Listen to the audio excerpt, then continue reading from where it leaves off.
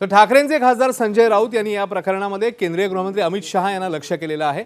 अमित शहांच्या सहकार मंत्री पदावरून कशा प्रकारे टीका करण्यात आली आहे ते बघूया।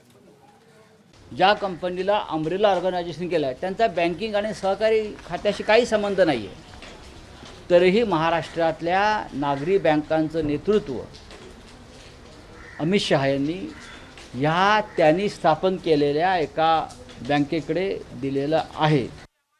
ज्यांना सहकारात फक्त स्वाहाकार जमतोय, ज्यांना फक्त मुंबई लुटायची जमते आणि स्वतःची घरं भरायची जमतात, त्या संजय राऊत यांनी सहकाराबद्दल बोलू नये। तुम्हाला फक्त स्वाहाकार माहिती आहे। उद्धवजी ठाकरे यांना पत्र लिहायला पाहिजे होते की 2.5 वर्ष मुख्यमंत्री असताना उद्धवजी ठाकरे यांनी नेमकं काम काय केलं याचं पत्र लिहून हिशोब मागितला असता तर बरं झालं असतं।